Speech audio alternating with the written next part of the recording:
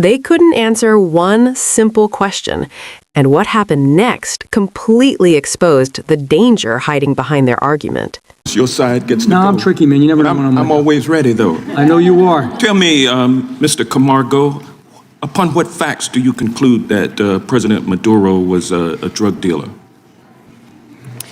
Federal indictments, the Well, an testimonies. indictment is not proof. That's just an allegation. Sure, but What else? What other facts do you have? we have the reports from the DEA.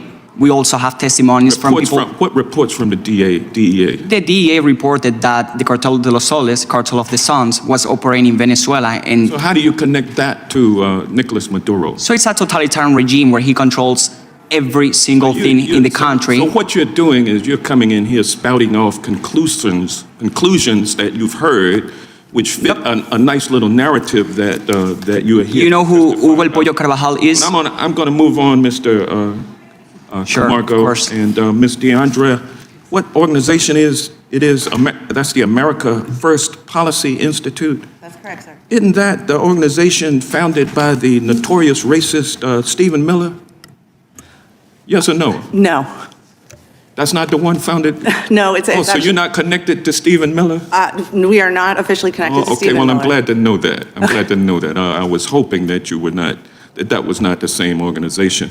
Let me ask you, Professor Blackman, now, the United States used its awesome military power to go into Venezuela and extract President Maduro, and then lodged him in a jail up in New York to await trial, correct? Mm-hmm. Now, you do agree, Professor Blackman, that the United States is bound to the treaties that it signs with other nations and which are ratified by Congress, correct? Yes. And the UN Charter is a treaty that was ratified by Congress in 1945, is that correct? Yes. And the UN Charter provides that states must, quote, refrain in their international relations from the use of force against the territorial integrity or political independence of any state. Mm-hmm. Professor Blackman, do you contend that the capture and kidnapping of Venezuelan President Nicolas Maduro was not a violation of international law? All right, so there's 2 points, and thank you for the question.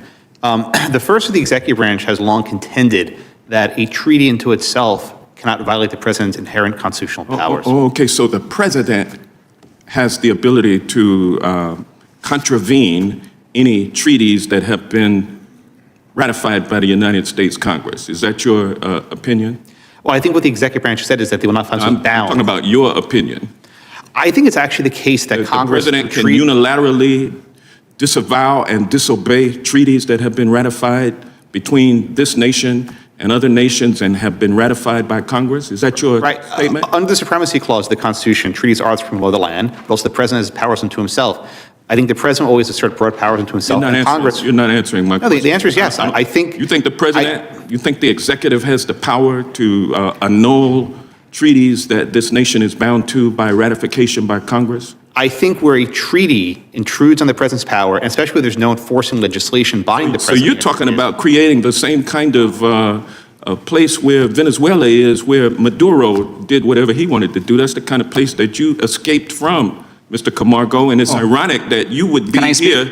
Well, hold on. It's ironic that you would be here to protest what happened in that country when the same thing is happening in this country, and we have constitutional scholars like Professor Blackman who are aiding and abetting the slide towards authoritarianism. But let me ask this last question of Mr. Payton. Mr. Payton,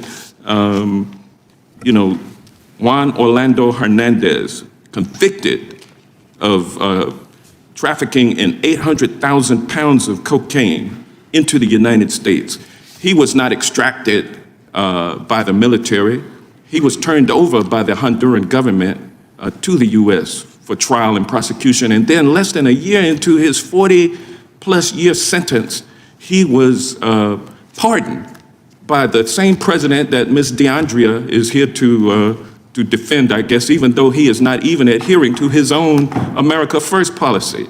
This panel, with your exception, Mr. Patton, is a sham, and this hearing is a sham. And with that, I yield back. This right here is one of those moments where a simple question blows up an entire political argument. Because what you just watched wasn't really about Venezuela. It was about something much bigger.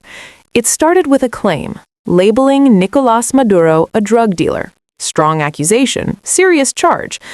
But then came the key moment. Where's the proof? Not allegations, not reports, not assumptions. Actual proof. And suddenly, everything starts to fall apart. Because in a democracy, accusations are not evidence. Indictments are not convictions. Intelligent reports are not courtroom facts. That distinction matters. A lot. But then, this conversation takes a turn. And this is where it gets dangerous. The discussion shifts from facts to power. Specifically, the idea that a U.S. president could ignore international law, ignore treaties like the United Nations Charter, and still act unilaterally. Let that sink in. The argument being made is that the president could bypass agreements ratified by Congress and take military action anyway. Now think about what that means.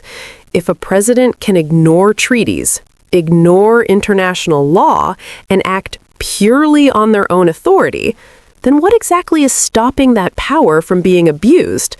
That's the real issue here.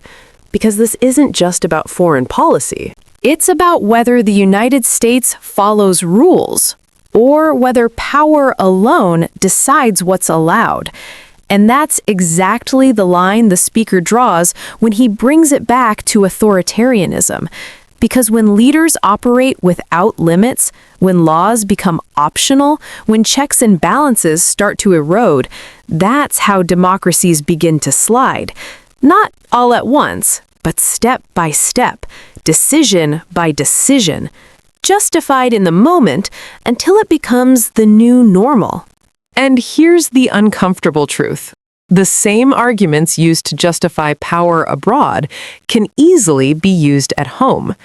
That's why this exchange matters. It forces a question that too many politicians try to avoid. Do we believe in the rule of law, even when it's inconvenient? Or do we believe power should override it when it suits us? Because once you cross that line, there's no easy way back. If you want more breakdowns like this, where we cut through the noise and expose what's really being said, subscribe to Blue Voice, like this video, and drop your thoughts below. Because these moments, they tell you everything you need to know.